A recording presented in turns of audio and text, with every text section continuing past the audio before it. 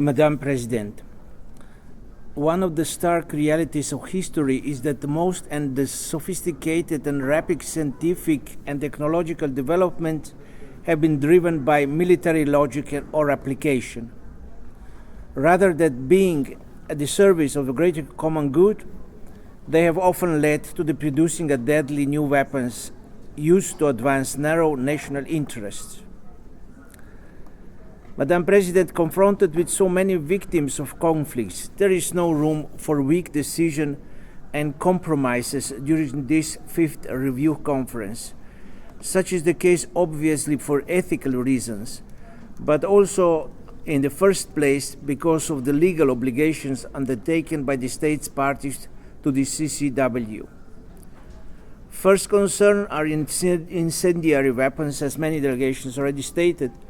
Since the adoption of the 35-year-old Protocol 3, the repeated use of incendiary weapons calls into the question the adequacy of this instrument in reducing human suffering.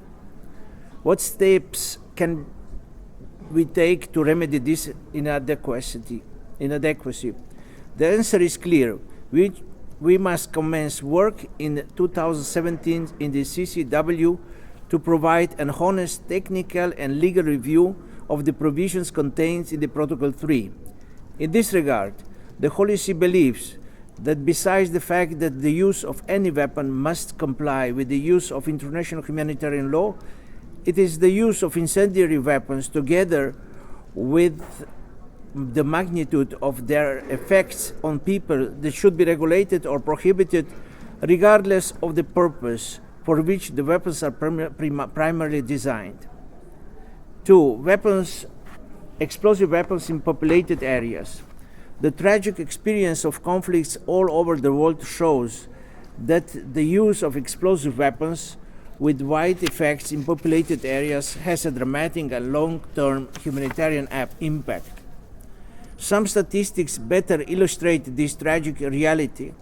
In 2015, as we all know, when explosive weapons were used in highly populated areas, as many as 92% of people killed or injured were civilians.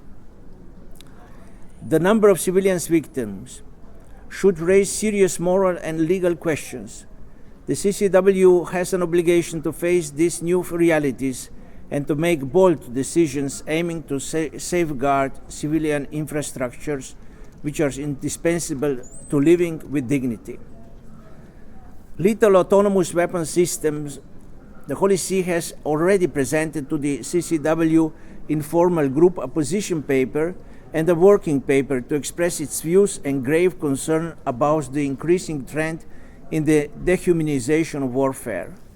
In this regard, the Holy See appreciates the work recently conducted in the CCW and urges that the recommendation by the group of experts be endorsed, leading to the establishment of a group of governmental experts, which is the least that the CCW can do.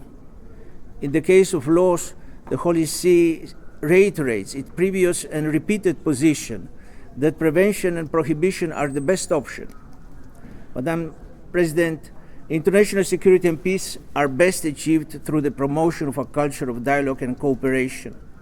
Civilians always bear the highest price of war, while the weapons industry profit from it. Until this unfortunate logic is changed, it is incumbent upon us to reduce at least the human suffering caused by armed conflicts. The CCW can be part of this noble aim if it makes right and timely decision during this fifth review conference. Thank you, Madam President.